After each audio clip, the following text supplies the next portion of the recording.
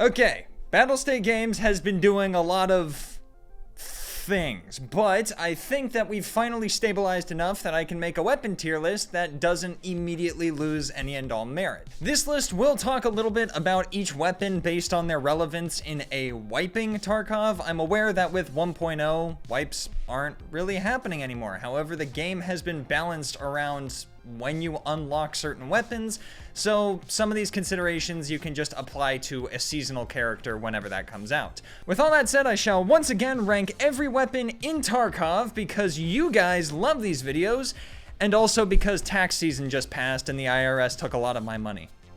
Speaking of which, this video is brought to you by Tom Clancy's The Division Resurgence, a free-to-play mobile shooter RPG set in the beloved world of the Division franchise. You are an agent of the Strategic Homeland Division, tasked with maintaining order after a virus causes the total collapse of US society. You and your fellow agents are trying to rein in the chaos of New York City, where you fight local gangs in an expansive open world. Respond to threats and reclaim districts alongside friends in co-op missions, or run it solo and progress at your own pace. Explore, loot, and upgrade your loadout with new equipment, resulting in meaningful progression. Customization is at your fingertips, whether you want to be tactical or look like you are prepared for a particularly violent night of poker. If you really want to test your skill, run PvP in the Dark Zone to compete against other players. It's the complete Division experience with a new narrative and the franchise's signature gameplay, all packaged on a mobile platform. You can download it now for free using my link below, and thank you to the Division Resurgence for sponsoring this video. Starting off as usual with the pistols, the Makarov PM is a very bad weapon with virtually zero redeeming qualities. It does low damage, has a small magazine capacity, and isn't even that much cheaper than superior alternatives.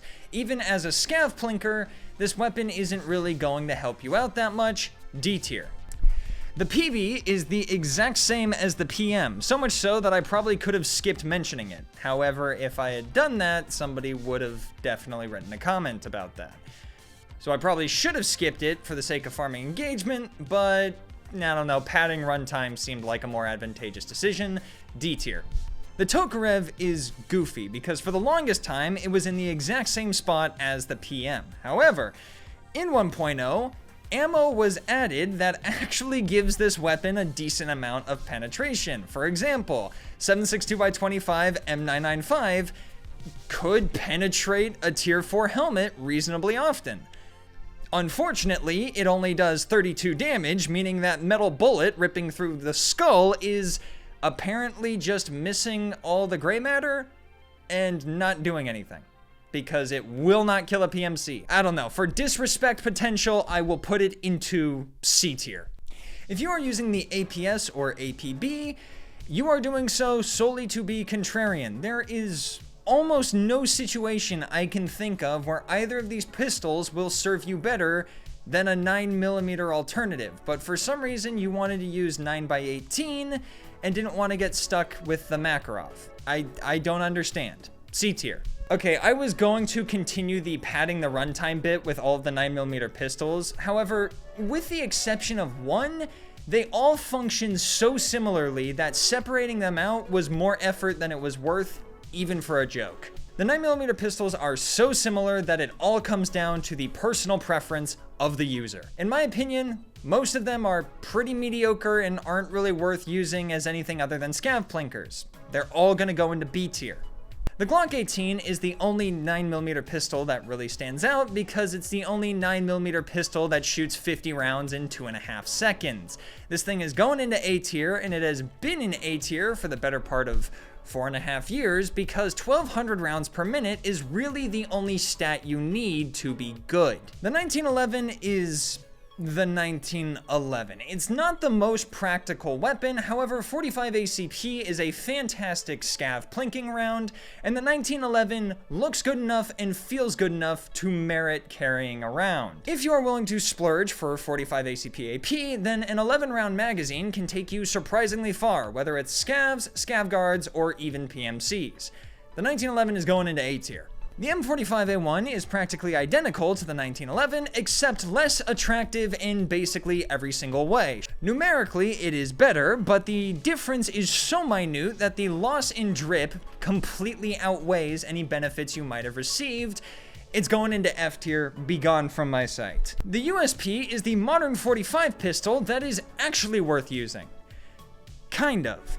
Look, I love the USP. It looks good, it feels good, and it's very effective when loaded with 45 ACP AP. Unfortunately, 45 ACP AP is really damn expensive at $9 per bullet.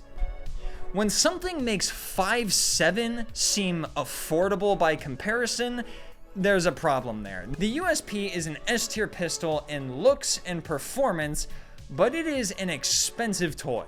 The 9x19 Rhino is perhaps the single greatest waste of developer time spent on this game, which is saying a lot more than I'd like for it to be. It's got a 6-round capacity, the modularity of a toothpick, and maybe enough stopping power to agitate a small amphibian. Look, it really sucks, and I don't even think scavs spawn with this thing. So it really is just a fantastic waste of time, F tier. The 357 Rhino is only slightly less of a waste of time when compared to its 9mm counterpart. Until a speed loader of some kind is introduced for revolvers, it really isn't going to be useful for anything beyond cowboy LARP. Even worse, it is the least cowboy-looking revolver they possibly could have chosen. Any other revolver would have been better for cowboy LARP. The RSH-12 is the greatest combination of versatility and pure disrespect. It's a hand cannon that feels great to use and hurts the enemy real bad. However, for reasons that I will explain later, I can't put it in S tier, so it's going into A tier. The 357 Deagle is strange because it doesn't commit hard enough to the bit to justify using as a meme, and it's also not good enough to be used in any form of serious play. It is completely overshadowed in the funny category and is not worth using from a practical standpoint. C tier. The 50 Deagle is another weapon that has extremely questionable practical viability, but is saved by the funny. I swear to God, this thing doesn't shoot straight, but if you get point blank and dump a magazine, the enemy is not surviving that, and all it costs you is 2 broken wrists. B tier. The SR1MP used to be a serious competitor to the 5.7, but nowadays it really doesn't feel like that. 7N42 provides similar performance to SS190 and is a bit cheaper. However, the pistol just doesn't feel as good. In all honesty, pistols aren't great in Escape from Tarkov because you can probably just buy an SMG that will give you better performance for a very similar entry price. So unless you have a quest, you're using pistols because they feel sleek. The SR1MP just doesn't feel sleek to me, so it's not going into S tier, but it is going to go into A tier. If you are trying to use a pistol in serious gameplay, then odds are you are going to be looking at the 5.7. The ammo is good and affordable, it has a 30-round magazine, and it's easily the sexiest pistol in the entire game. This thing is really satisfying and is viable in a large number of circumstances. S tier. The Blicky will forever be a meme weapon until you start doing the So It Good quests, where it then transforms into one of the most useful tools in the entire game. Completely unironically, it's going into S tier. Moving on to shotguns now, the Taz is the Taz, and there really isn't much to say about it. Even the meme of the Terminator scav chilling in a bush that head-eyes you from 100 yards away with a Taz, that meme has virtually died out completely, so the Taz doesn't even have that much of a presence in Tarkov meme culture anymore. Unless some crackhead is trying to make a YouTube video or clip farm with it, no one uses the Taz. F tier. Every pump action shotgun in this game has been and remains completely useless. There just isn't a reason to use them when the semi-auto shotguns are right there. I really think they need to give it a special shell that only works in pumps. It doesn't even have to be anything too insane. It could just be like a shortened shell that trades a small amount of damage, and in exchange you can fit more of them in the tube. Literally anything to give these weapons a niche, because right now, no one uses them. There's no reason to use them. There's not even a quest that forces you to touch them. So, yeah, they're going into C tier. Can they kill something? Yes. Should you ever use them? Why?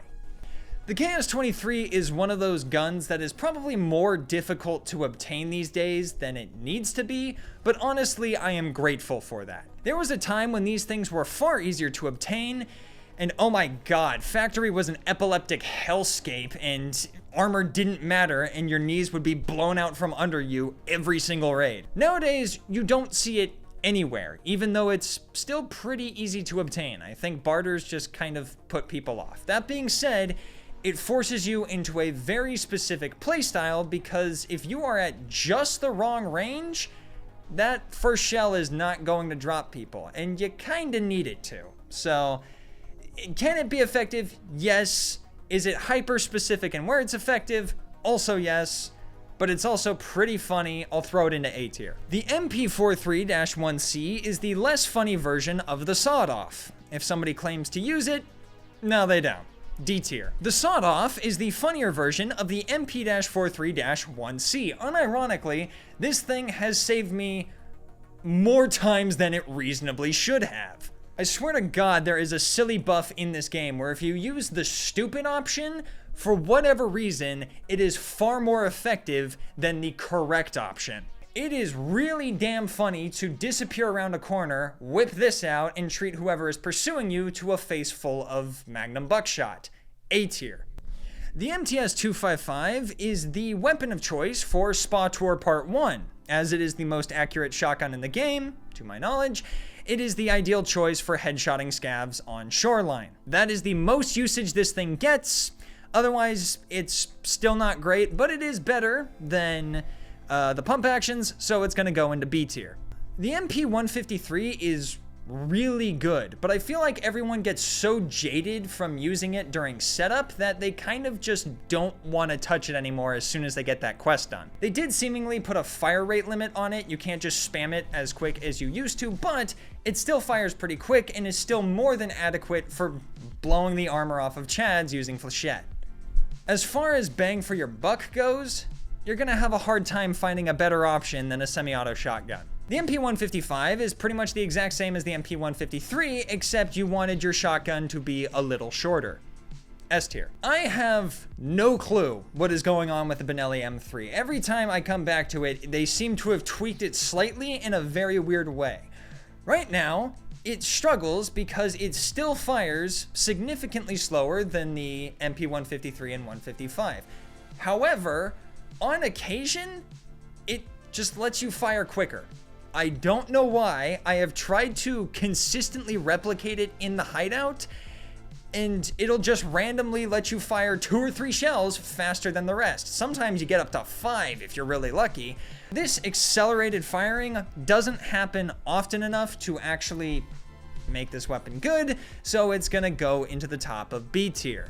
The MP-18 is the saving grace to everyone who hates setup. My god, I loathe that quest. It's also an excellent lightweight secondary for completing quests like Tarkov Shooter, where you need to, I don't know, get headshots on scavs or something, but you don't want to dedicate your entire raid to that, so you bring this as a secondary. It barely takes up any space, it can be discarded at a moment's notice, it's not heavy, so it barely takes up weight, and if you die with it, it's barely any added value lost. So it's an excellent secondary for quests like Tarkov Shooter or any bolt action quest that you aren't prioritizing. S tier.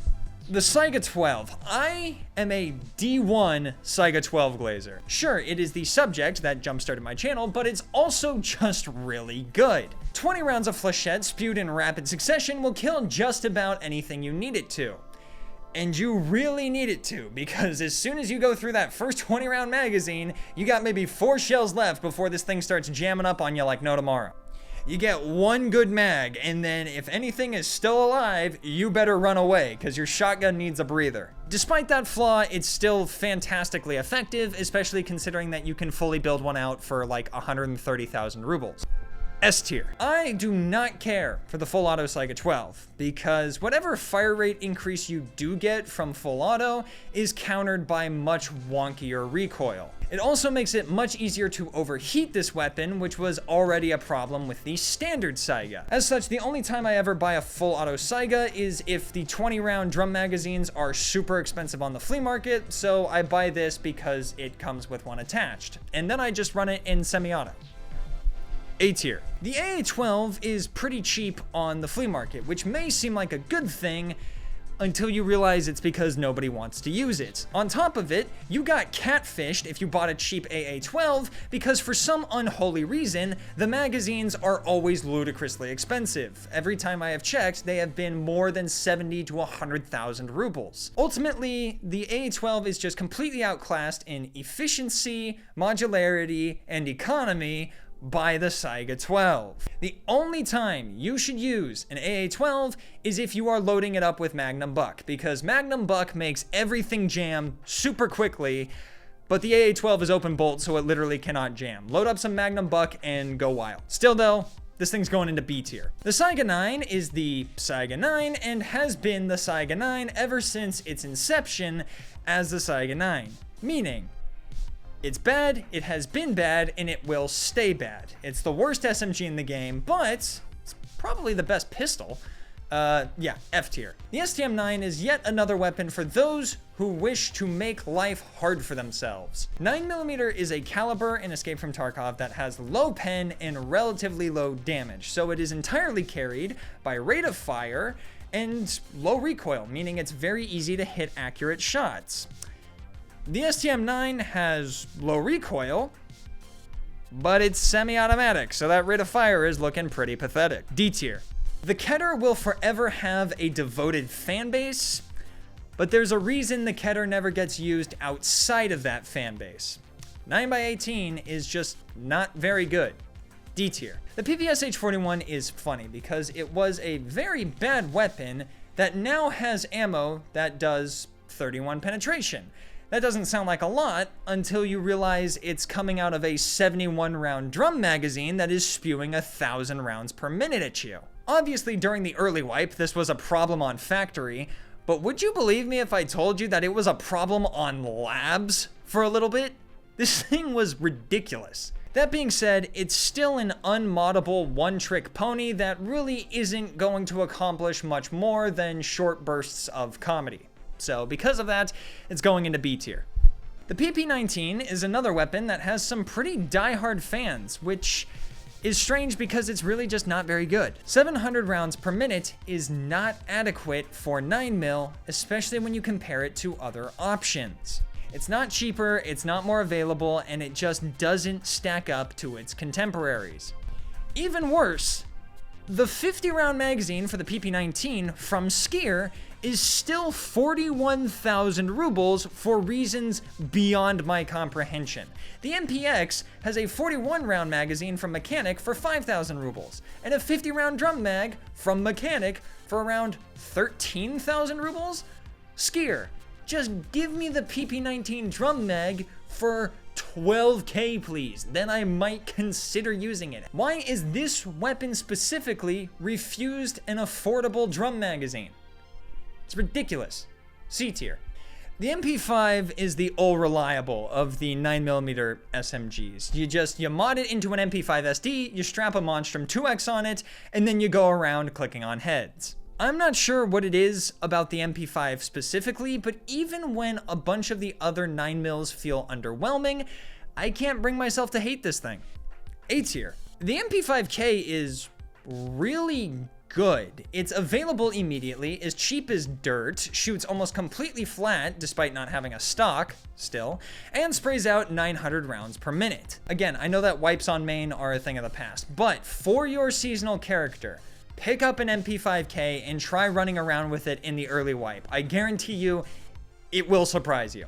A tier. Unfortunately, for the MP5K, once you unlock 30-round MP9 magazines, there isn't much of a reason to run it anymore. The standard MP9, in my opinion, is worse than the MP5K. It's more expensive, and the magazines for it are less available. They have the same rate of fire too, so the only real advantage of the MP9 is the stock, but it, again, really doesn't factor in that much since the MP5K shoots pretty flat. So the MP9 is still an A-tier weapon, but it's definitely worse than the MP5K.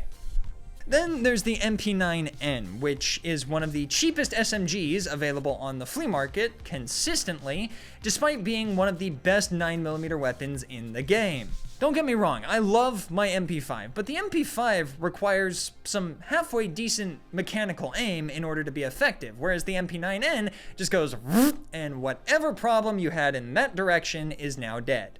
Cheap, good ergo, low recoil, high rate of fire. If 9x19 PvP was even slightly easier to stockpile, I guarantee you this would be the most run weapon in the game.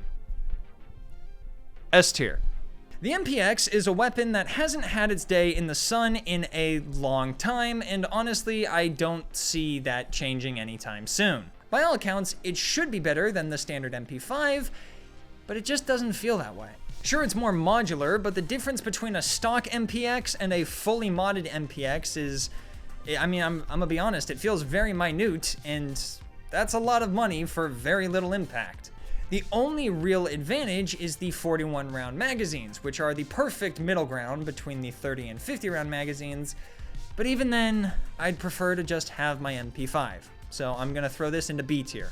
The Uzi is really funny in the ways that you can mod it, which is what makes it so tragic that it just kind of completely sucks. I already said that 700 rounds per minute from the PP19 wasn't adequate. This thing drops down to 600. That isn't enough at any point in the wipe. It's going into D tier. The Uzi Pro is like a slightly worse, less drip version of the MP9N.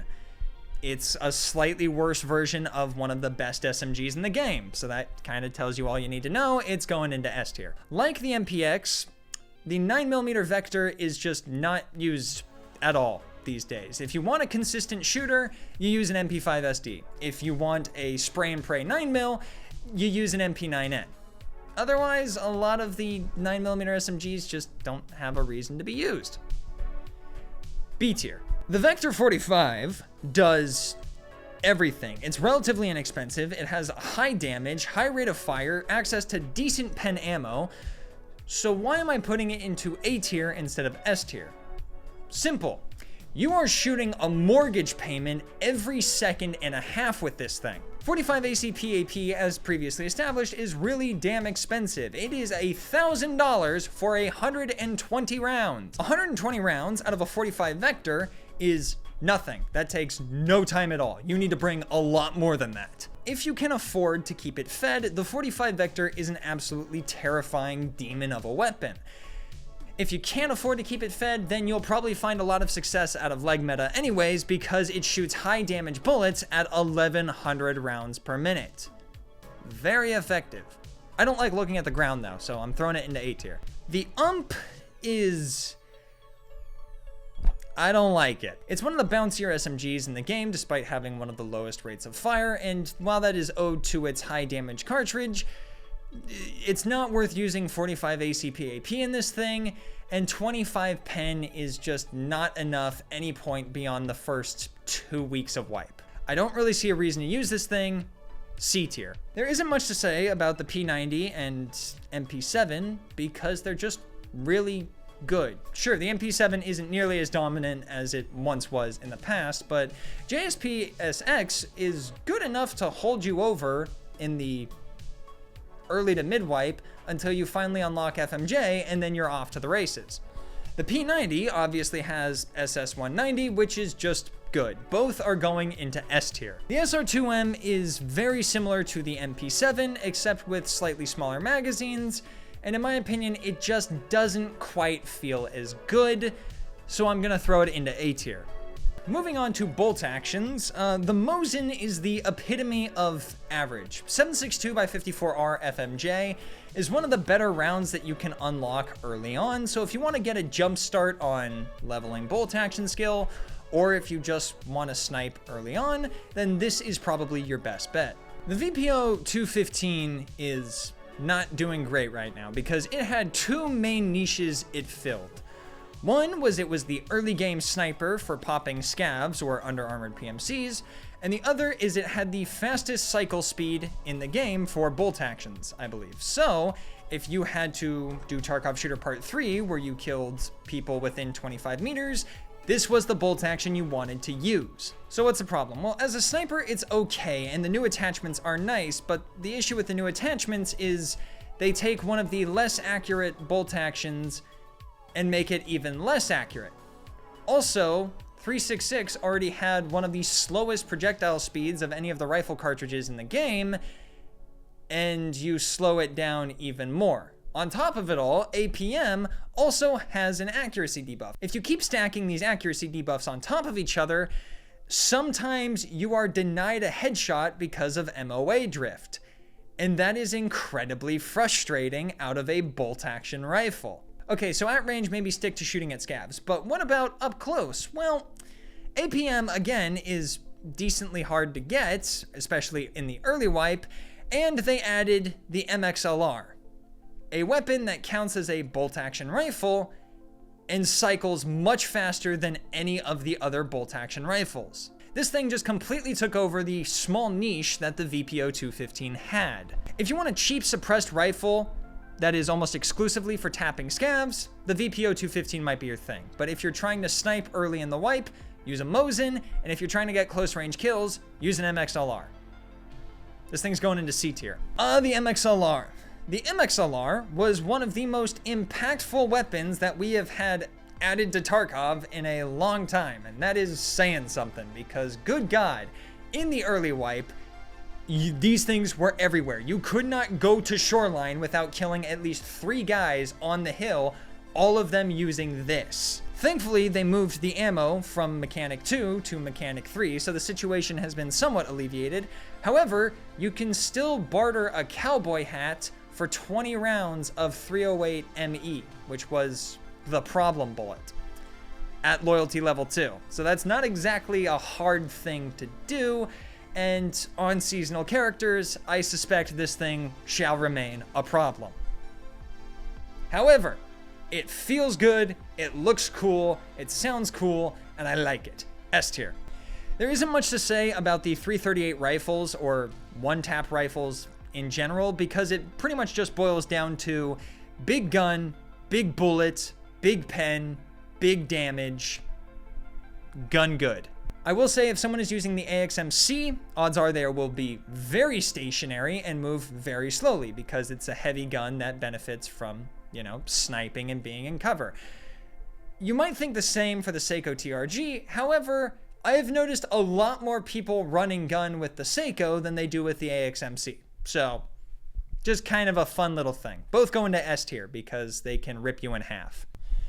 The remainder of the bolt-action rifles are again based entirely on preference because of how similarly they perform. Whichever one is your favorite is the one you should use because they're all kind of gonna do the same thing. The SV98 does have the small advantage of being chambered in 7.62x54R, meaning you unlock T46, a bullet with greater than 40 pen.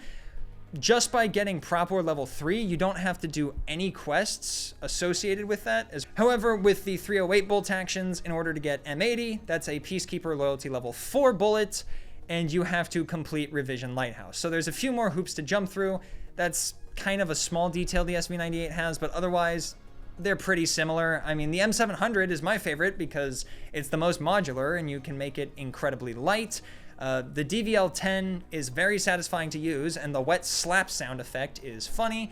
The T5000 is my personal least favorite because of how heavy it is, but I do appreciate that you don't really have to mod it at all. And I also like that you can keep the enemy in your scope in the event you miss. Again, small little details about each one that some people gravitate towards and have their own personal preference. All of these are going into A tier. And here we find ourselves at one of the most boring topics to discuss, and that is the DMRs, because they're all really good. They're all really good now. The SVD feels really good again. Now that Overswing is gone, it feels incredibly snappy, even without the best ergo. I still wouldn't run it with a suppressor. If you throw a suppressor on it, then it's a lumbering beast and it doesn't feel that good. Run it loud and you're gonna have a good time. The ammo hits hard, the recoil is incredibly controllable, and I think it just kind of makes people afraid. So yeah, that thing's going into S tier. The M1A is back to a point of being usable again. The horrendously bad recoil that they put on it for so long is gone, and it actually feels competitive again. I still think it's the worst 7.62x51 DMR, purely because of the fact that in order to get similar recoil to all the other options, you have to put a long barrel on it. And if you put a long barrel on it, the ergo tanks. Now, even with the bad ergo, it still feels pretty controllable. However, it feels like you're doing more to get less. So that's going to go into A tier. Now we have the SR25, the RSAS, and the G28. Once again, what is your preference? Because all three of these will function so similarly that it really just comes down to the user. I personally love the SR25 the most because I can mod it into a Mark 11, and I find that incredibly aesthetically pleasing, and also I think it has the lowest barrier to entry and is the most accessible when compared to the other options. However, the RSAS, the G28, both are incredibly controllable and can be tapped very fast at range. They're both really good. All three of these are going into S tier. The VSS Ventores shoots 9x39. 9x39 is scary. 9x39 has almost always been scary. Therefore, the VSS Ventores is pretty scary. S tier. The TKPD is basically an SVD that does more damage. You want to one-tap somebody with an SVD? Take this thing. S tier. Then there's the Mjolnir. Of the power cannon DMRs, or the DMRs that have the capacity to one-shot, the Mjolnir is probably the most practical, solely because you can buy it directly on the flea market. It's going to be expensive, but you can just buy it from the flea market. And I find 338 Lapua Magnum AP often enough on woods to keep this thing fed. So dare I say this weapon is accessible? That kind of sets it apart from the other power cannons. It's still going into S tier. The AK-50 is an anti-material rifle. That is why you are using it. Not because it's effective. There are other effective weapons that are definitely easier to obtain. Not because it one-taps people. There are other options that one-tap people that are easier to obtain. No, you are using this thing because it fires 50 BMG. And that is really funny. S tier. Moving on to LMGs. Now that Overswing is gone, every single LMG got a lot better. Except for the RPK-16, which is barely even worthy of being called an LMG. Yes, I know by technical definition, it has a heavier barrel and a more robust receiver, meaning that it is an LMG. But it doesn't feel like one, especially when compared to the other LMGs. It feels like a different looking AK-74 because for all intents and purposes, in Escape from Tarkov, that's what it is. C tier. The RPD was once a funny gun that you carried around because a 100-round drum magazine out of a weapon that cannot jam was comical and it was funny.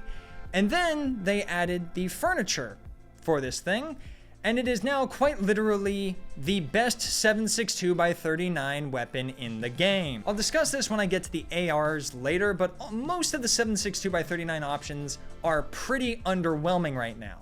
Then there's the RPD, which shows up, gives you 100 rounds, 64.5 ergonomics, somehow, and literally no recoil to speak of whatsoever. There was also that thing with LMGs where you couldn't aim down sights mid-spray. They got rid of that. You can do that with the RPD now. All of this comes in at the incredibly high cost of 110,000 rubles on a bad day. This thing is dirt cheap and ridiculously effective. It's going into S tier. The RPD-N is very similar to the RPD, obviously. However, the new furniture means that the dovetail sight mount that used to be super important on this thing barely matters at all, and it's really not worth the additional cost. It's going into A tier. The M60, without overswing, is a menace. Load the old girl up with BCP FMJ and chunk your way through whatever problems you might come across. There are very few weapons that can delete an entire direction like the M60 can. Sniping with it also remains entirely viable. I am so happy that these ridiculously fun weapons that were kind of seen as jokes are now at a point where they can be used in, dare I say, serious gameplay. S tier. PKM, again, a terrifying weapon now that you don't chuck it all the way across the left side of your screen and bring it back every time you aim down sights. It is a little heavy for practical usage, but if you treat it like a flamethrower and just walk down the direction of every enemy you encounter, it'll do a pretty good job. A tier. The PKP has the same issues as the PKM, however, it also suffers from the fact that you can only get it from Carbine, as far as I know. Whereas the PKM has both a barter and you can just buy it directly from the flea market once you hit level 40. So yeah, the PKP is going into B tier. Moving on to carbines. Carbines in general feel like a niche that has sort of disappeared in Escape from Tarkov. Nowadays, you use carbines because you like them rather than out of necessity, with a few exceptions that I'll get into. The SKS and the OPSKS are not in a great spot. Why is 762x39 PS a proper loyalty level 3 unlock? By the time you get it, even if you want to use 762x39, you already have access to AKM mods. So just use that because it's going to serve you better. You can get by with FMJ or by looting scavs, and it wouldn't be such a big problem if it wasn't for the fact that 545 ammo is literally everywhere, making that branch of weapons incredibly powerful, especially in the early wipe. The SKSs are useful for maybe a week, and then they drop off a cliff. B tier. The Vepr KM is very similar to the SKSs, except worse, because the SKSs at least have proprietary parts, meaning that right from the get-go, I'm pretty sure you can buy 20-round magazines and some mods for your SKS. For the Vepr KM, you don't unlock AKM mods for a little bit. And once you do, you also have access to an AKM, which is just going to serve you better than a Vepr KM. So there really doesn't seem to be much of a point to use this thing at all. C tier. The VPO 209. Oh boy, do I have some words for this weapon. Many, in fact. So much so that I'm not going to say them here because I'm going to dedicate an entire video to this weapon as well as 366 TKM as a whole and how I think that it is one of the most neglected calibers in the entire game right now. Some other time. For now, though, this thing is going into F tier. The Vepr Hunter falls victim to a classic problem. I have the gun, but I don't have good enough ammo to make it worth using. By the time I unlock good enough ammo to make it worth using, i.e. BCP FMJ, odds are I already have the SR25. So I'm just going to use the SR25. D tier. The SVT is back to the insane levels of power that it had when it first released, except even more so now because they added a Picatinny sight mount. So you can put whatever sight you want on it, and the recoil is so easy to control, it's a joke. The SVT is a terrifying weapon. A tier. The AVT is the SVT, except much scarier because it's a full auto SVT. That will never not be scary. Full auto 762x54R in a package like this will always be terrifying. S tier. The 8R is a tough sell nowadays because the M16A1 just got added, and the M16A2 if you want to count that, and there are so many good, cheap 5.56 options that using an 8R just seems like a waste. I still like it, but I can't think of an instance where I would go, I don't want to use an AUG, I don't want to use an MDR, and I don't want to use an M16. I know, I'll take the 8R. I like it, but it's not great. B tier. The TX15 is even worse. If you're running a TX15, it's because you think it looks cool and you're happy with burning money. C tier. The SAG 545s are excellent if you find one early on, and they are excellent because you can also probably find a pack of BP or BT ammo to keep it fed for 3 raids. Are they worth using over a standard AK-74? The beauty of the SAG 545 is if you find one, pretty much all you have to do is put a sight on it and you're good to go. No other mods are necessary and very few other mods are beneficial. But an AK-74 is still probably just going to be better overall, so something to consider. SAG 545s, I don't know. They're in a weird spot. I'm going to put them between A and B tier because they're better than the 8R, but they're nowhere near the SVT. The RFB, just like the Vepr Hunter, has the same issue of I don't have good ammo for this thing, and then by the time you unlock good ammo that you can actually feed into it, you have the SR25. RFB is going into C tier. The 9A91 and the VSK94. 9x39, as previously established, is a very, very good caliber. However, The 9891 and VSK94 managed to make it feel terrible. I don't know what it is about these weapons, but they just feel awful to use. Every time I have tried using them, they have let me down severely. D tier for both of them. Now on to a 9x39 weapon that's actually good, the SR3M. Again, it's 9x39 being shot at 900 rounds per minute. It's gonna be scary. S tier. AS Val Mod 4, 9x39, but the best one. Very scary. S tier. Now we've made it to the final hurrah, the assault rifles. As previously mentioned, the AKM, along with all the other 7.62 rifles, just really aren't doing too well right now. The AKM is a fine weapon, but by the time you unlock PS ammo, you already have access to other options that are just going to be better or more consistent. So, yeah, the AKM is going to go into C tier. The AK-74 remains the baseline weapon of Escape from Tarkov. It's cheap to access, it's easily moddable, you can find ammo for it all over the place, it's decently effective, and it's completely overshadowed by so many other options. B tier. The AKS-74U has the same story as the AK-74, except smaller. B tier. The AK-101 and 102 are both really cool weapons, but they just don't fire quick enough to really be competitors with the good 5.56 weapons, and they're not cheap enough to really be strong competitors with the cheap 5.56 weapons. So there's really not much of a reason to feed them the ammo. They're both going to go into C tier. The AK-103, 104, and RD-704. Again, 7.62x39 is kind of struggling for reasons that I will explain once I get to the mutant. All of these are going to go into C tier.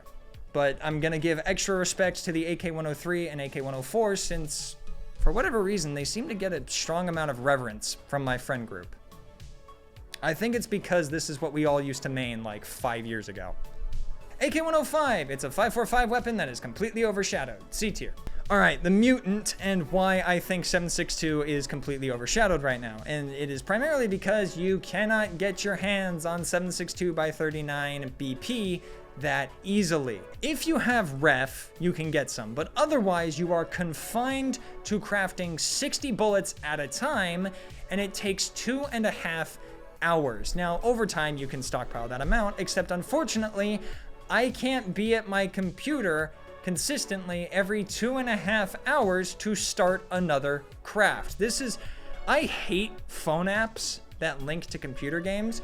Genuinely, I think Tarkov would benefit from a phone app hideout manager, or even better, to avoid all of that, just let us queue up multiple crafts that automatically start, and then we can send the ammo to like a collection bank somewhere. I don't know, but just literally any way for us to craft more ammo without having to constantly go back to the hideout would be very much appreciated. If it were easier to stockpile BP ammo, I have a feeling we'd see a lot more mutants and a lot more 7.62x39 assault rifles in general.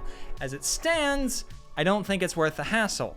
B tier. The AK-12 got some new furniture and was honestly in a spot where it probably could have been the 5.45 challenger for the meta. At least it would have been if it wasn't for the fact that the NL545 got added. So, rip AK-12, you were this close, but no cigar. As it stands, it's expensive enough that if you're gonna spend the money on an AK-12, you might as well just buy an NL545. The AK-12 is gonna go into A tier. Now let's talk about the NL545s. Oh boy. When these were first introduced, I was really excited to see 545 kind of get a comeback. It had been a sideline caliber for a long time, and it was cool to see it kind of have a place in the meta again. And then all of that joy was immediately crushed by the fact that literally every person under the sun ran the tan NL545. I get it, it's good, but please use something else on occasion. For the love of God. Look, they both go into S tier. They're both incredibly good. But if you only use the tan NL545, I don't like you. The Velociraptor is the 300 Blackout AK that I'm sure a lot of people forget even exists, because in order to unlock it, you have to do the BTR questline. And even when you do unlock it, it's just a worse MCX. It's a worse MCX that takes more effort to unlock than an MCX. It doesn't make sense to me. C tier. The AK-308. The AK-308 shoots 7.62 by 51, which by and large is the meta caliber of Escape from Tarkov and has been for a while. DMRs are extremely powerful despite only being semi-automatic. Take that power, put it in a full auto package, and it's going to be powerful. The AK-308 is relatively inexpensive, matches the SA-58 with the fastest rate of fire for a 7.62 by 51 weapon in the game, and is very controllable. It's a powerhouse of a weapon up close, and if you want to throw a voodoo on it, you can. I don't like to do that. I love just keeping a red dot on it, and it serves you very well. Especially now that the quest to obtain it is a lot easier, it's very nice. It loses a bit of points on versatility, but damn is it a good time. It's going into A tier. AS Val, it's the AS Val, 900 rounds per minute, 9x39. S tier. The Ash 12 is hilarious to me because, yeah, it's powerful, but do you know how much an Ash 12 costs from Prop War right now? The barter is 1 wire and 1 military circuit board. The combined cost on the flea typically hangs around 60,000 rubles. It is very cheap to get this thing. It's fun, it's powerful, and it's relatively inexpensive. A tier. The G36 is a weird fella. A lot of the mid-tier 5.56 guns this wipe kind of slid under the radar because the M16A1 got added, but the G36 is pretty solid right now. I don't know if I can ever wholeheartedly recommend it, but if you wanted to use it for whatever reason, the aesthetic, you can do so without being at a disadvantage at all. It's, I would say, a pretty solid weapon. B tier. I'm not sure if this is the result of recent balance changes or if the AUG has just been slept on the entire time, but the AUG right now is really freaking good. It has like the exact same recoil as an MDR, but fires quicker. It is dirt cheap. All you have to do is swap the upper to a Picatinny rail and put on a sight and you're good to go. Don't do anything else. Maybe if you want to add a suppressor, you can, but avoid adding foregrips and stuff like that. You don't need them, and you're just adding to the cost when swapping a sight is all you need. A tier. Okay, outside of the LARP potential of the M16A1, it really is just an M4A1 with such minute differences in numbers that they are practically identical. And it can be a lot cheaper if you find it at the right time on the flea market. I love the M16A1. A tier. The M16A2 is another weapon that I really like, but it's not good because burst fire just, there's no instance I can think of where burst fire is going to be more practical than having the full auto option. And considering that the price difference between this and an M16A1 is pretty much nothing, there's no reason to use an M16A2 unless you're LARPing. D tier. The M4A1 is the M4A1. It's one of the most versatile weapons in the game, and you can build it pretty good without breaking the bank. A tier. HK416, it is a better M4A1 that has a higher rate of fire, and when it comes to equally skilled opponents, rate of fire is ultimately how you are going to win. So, S tier. The Radian is an M4 upgrade that is only available through purchase of ref and by playing Arena. And because of that, I will forever look down upon it because it is associated with Arena, and I really do not like Arena. So, F tier. The 5.56 MDR is fine. Now that the AUG is just better, the MDR has lost some of its footing. That being said, it's still pretty good, and the new furniture for it is pretty cool. One of my favorite things to do is to give it a long barrel and a 20-round magazine and kind of treat it like a bullpup DMR. I don't know, I just vibe with it really heavy, so B tier. The 308 MDR is not fine. I don't know what they did to it, but holy, the recoil on this thing is insane, considering that this is a weapon that is unlocked very late. You have to do a lot of work to get it, and then it's expensive when you actually do get it, and you still have to put in some mods. You still have to put some money into modding the darn thing, and it still kicks like a mule. I don't know what they did to it. This thing is not good. This thing's going into D tier. The Scar L has never really been good. It's a low rate of fire, 5.56, like the AK-101 and 102, But at least the AK-101 and 102 have the common decency not to block out the entire bottom right corner of my screen. These things take up so much space for no reason, and it's why I will never use it. D tier. The Mark 17 has the same screen occupation issues as the Mark 16, but a lot of people claim that it's like a laser beam flat shooting 308. I don't know what they're smoking, because every time I have tried using this thing, it kicks all over the place and is miserable. The Mark 17 is also going into D tier. The MCX is a weird case of a weapon that I think everyone acknowledges is quite good, but it still never really hit the mainstream usage. I don't know why. CBJ is really solid. It's kind of just a higher damaging M855A1 that's available on Trader, and the MCX is a really fun weapon. So I'm not sure why it gets overlooked the way it is, but I really like it. S tier. The MCX Spear is a good weapon with good ammo, and in order to unlock it, you have to go through a lot. So I think it's okay for it to be a very solid weapon. That being said, I don't really like the look of it, and I don't like the feel of it that much. So me personally, I'm gonna put it in A tier for that alone. I acknowledge it's probably an S tier weapon, but I just don't like it that much. So it's going into A tier. The SA-58 has been on a roller coaster over the years. It has flip-flopped from being the best weapon in the game to being practically unusable. And nowadays, I don't think it's the very best weapon in the game, but I think it's pretty darn high up there. It's just a more versatile AK-308, and that thing is already nuts. 700 rounds per minute of 308. The handling feels much better now that overswing is gone. I still wouldn't run a suppressor on it, solely because I think that completely biffs the handling, but a loud juice cannon is a damn good time. So it's gonna go into S tier. And that'll about do it. Once again, thank you so much to Tom Clancy's The Division Resurgence for sponsoring this video. Be sure to check out the link below if you're at all interested. Otherwise, I'm sorry I've been gone for so long. I really hope I can get videos back on course, but also, you know, finals are coming up. So bear with me, please. I know you have been bearing with me, and I am so appreciative of that. And I'm sorry I keep kind of dipping out on you.